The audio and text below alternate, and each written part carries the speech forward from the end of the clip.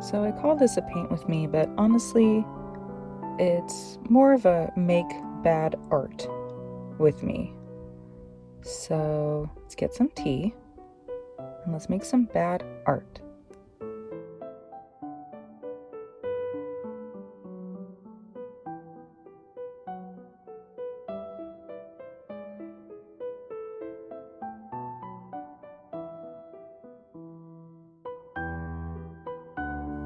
There's a lot already out there about making bad art, and most of it says kind of the same thing.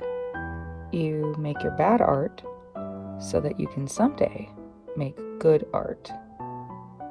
And yeah, that's true. Like I'm not about to disagree with that, right? There are a lot of people starting out in their art journey who are making bad art with the hope of making good art. And if they feel they don't have the permission to make that bad art, they'll never get in the hours to go make that good art. It's like I talked about before with the gap. If you know you're making bad art and don't know that the people who make good art first made bad art, you might quit early, and that'd be sad. So yeah, I don't disagree with that part of it. Speaking of bad art, starting out strong, I'm trying some new stuff. I got a new fan brush. I'm like, let's try her out for some blending moment, and wrong brush. Learned a lesson here. This is not the brush I wanted to use for this particular part of the painting. Trying to do like a little sunset moment here. You'll see, honestly, this winds up being one of the better parts of the painting, but yeah. Anyway, I'm just saying, like, yeah, it's good to know that making bad art is part of the process of making good art. But sometimes it's okay to just make bad art forever. To never make good art. Like, you don't have to be a good singer to do karaoke, right? It's fun to just grab a microphone and scream Final Countdown with your homies, which, by the way, it's my default karaoke song. I love that song. But sometimes you can just make art for fun.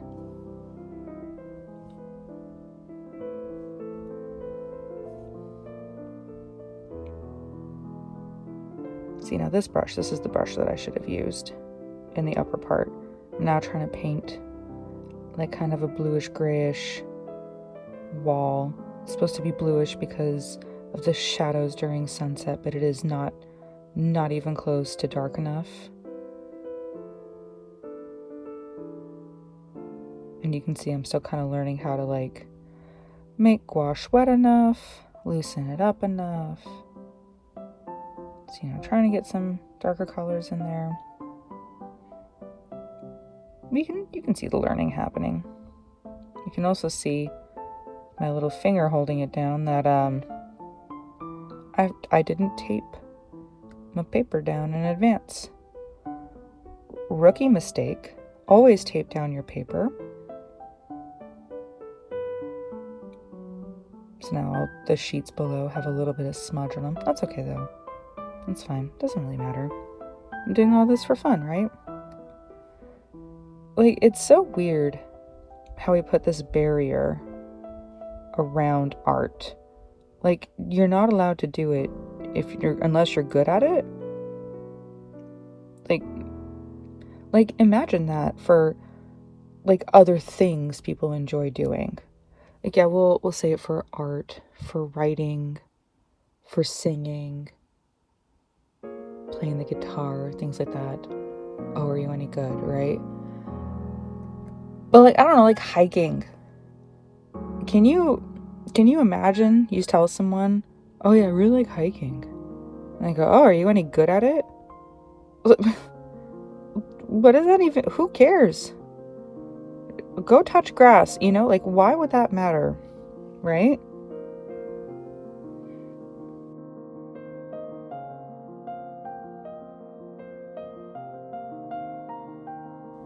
You can see here I figured out, oh, we need to make this darker, and now let's blend. A lot more blend techniques. That's the thing that gouache is really fun for, is blending. But I'm not very good at it yet. A lot of learning. A lot of learning needs to happen for this.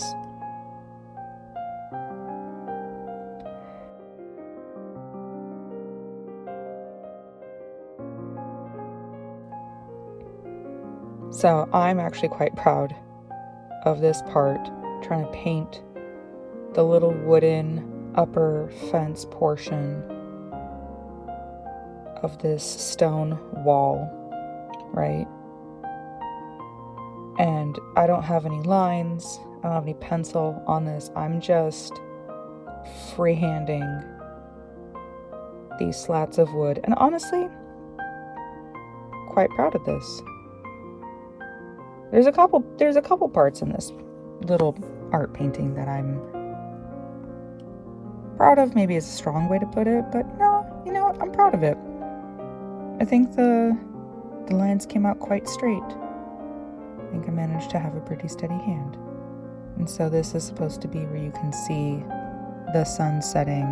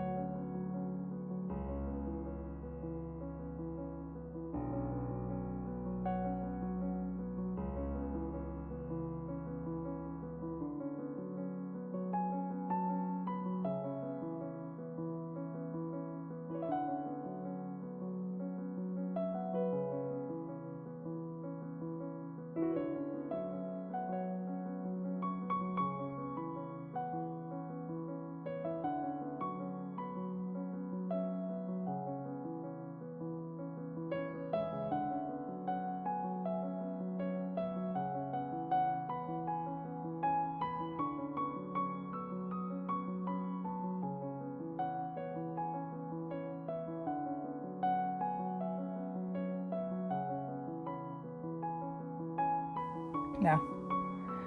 And not to get briefly anti-capitalist or anything, but let's get a little anti-capitalist, right? For whomst is this art? For the consumption of whomst? Must I try and sell this little painting that I'm doing? Am I a failure if no one wishes to exchange dollars for this art? Yeah, I pushed some gouache around with a brush. Tried to do some new things. Mostly failed. And there are other mistakes too. Those are coming. But who cares? I think it really poisons art to think about always getting good enough to sell it, right? I think about, for instance, I also like baking. I'll bake for friends' parties. I'll bake cupcakes, cakes, nothing too fancy, but I like to bake. I enjoy baking. And I've had people say, oh, you should do a catering business. Oh, hold on to that thought, because here's Ohagi, and she has no thoughts. Head empty, heart full.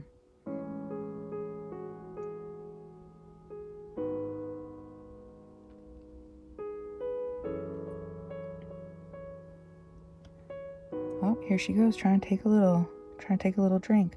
You know, speaking of being bad at things, Ohaki is really bad at drinking water. It may be a little tough to tell on the camera, but she's spraying water everywhere as she's drinking. The table has all these stains and discolorations from this water just getting everywhere. And you look at her. She's so bad at drinking water. And that's okay. She can stay bad at drinking water forever. Because it's so cute.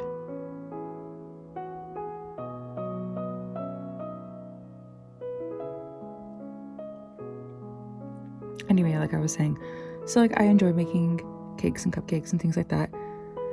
And I've had people say, oh, you should start a catering business. I'm like, absolutely not. Not even close. I enjoy doing this. Why would I want to add the pressure of commodification to a hobby that I find relaxing and enjoyable? Here we are starting to paint some bushes, and have I waited for the lower layers to dry? Nope. Is that a problem? I don't know if you're familiar with the literary device of foreshadowing. I won't spoil the ending for you, though. Just hang on for this bumpy little ride. This part's fine because it's dark. It's a very dark color. Foreshadowing. But yeah, I think the drive that we receive externally often and often internalize of needing to have our art be something consumable for others, always, all the time. It has to be good and it has to be sellable.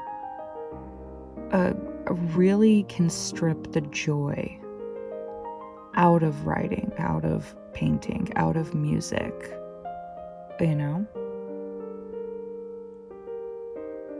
And so that's why I'm here saying, I'm just gonna make some bad little art. It's not gonna be very good. And that's okay.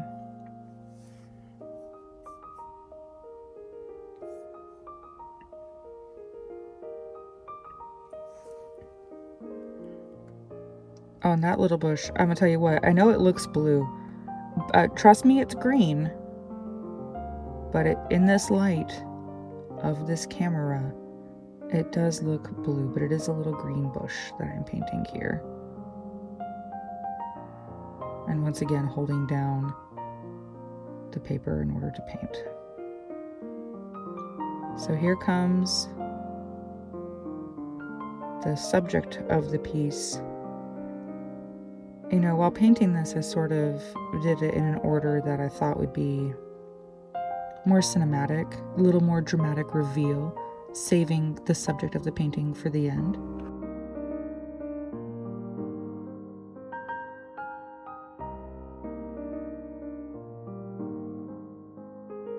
I am painting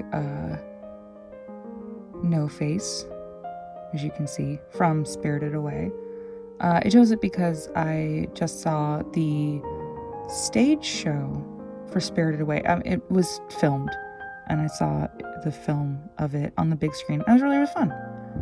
Here's me trying to do some more blending for him to fade into the background in the lower part of his body. Do I execute it? Not really. Not too well, but that's okay.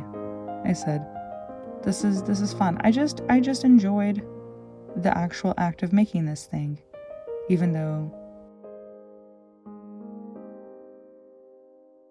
it didn't turn out. But yeah, you can see I'm kind of trying to blend, kind of try to make it fade a little bit,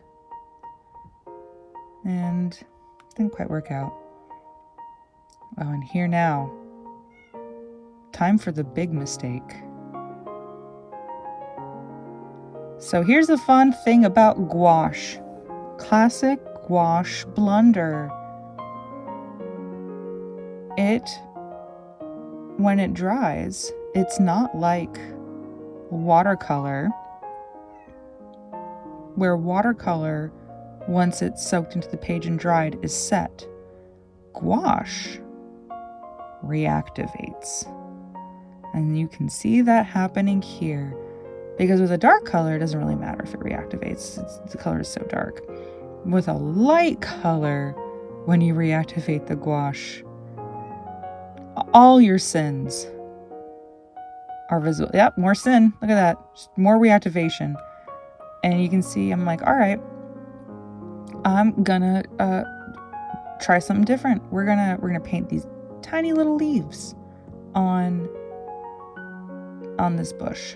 We're gonna paint some leaf details and let that dry and hope we can come back to it and salvage it potentially. See how I'm trying to do some little leaves so he looks like he's set back amongst a collection of bushes.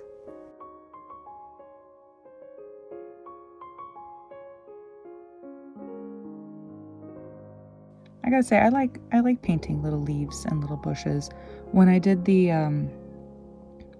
Howl's Moving Castle picture last time, I painted a little field of flowers, and I really enjoyed that.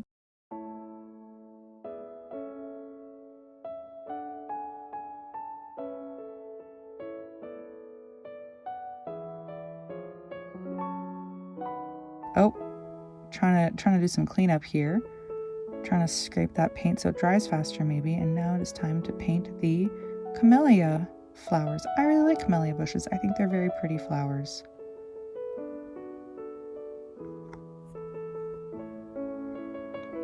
Yeah, I like drawing flowers and leaves and bushes and nature, so expect to see more of that. More little paint with me's.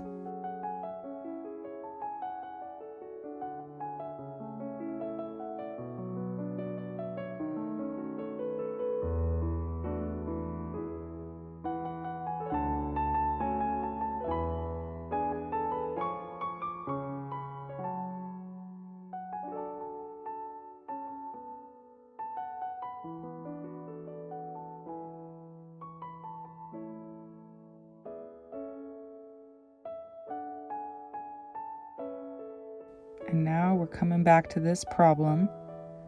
And I can see what I'm thinking. If I slap enough paint on this, if I shellac it, if I slap it down like stucco, maybe that will hide my sins. But there's no, see, I just make more sins. That's all that happens, just more sins.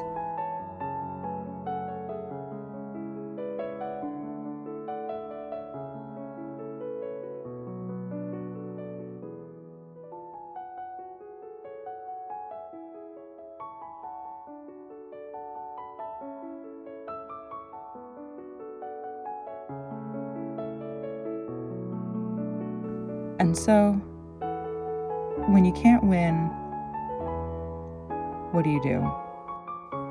You take a break. Decide to just go read a book. Let it dry without fussing over it. What are you guys reading?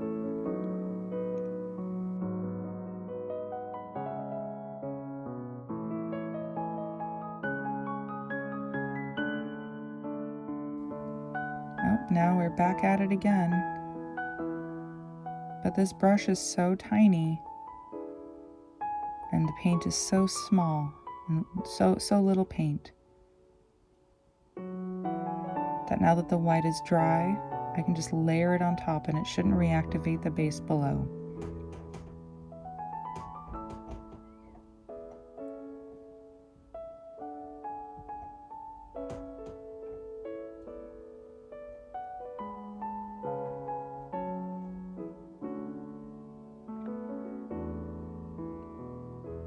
You can actually definitely tell that it's dry because I'm actually resting my pinky boldly on this picture.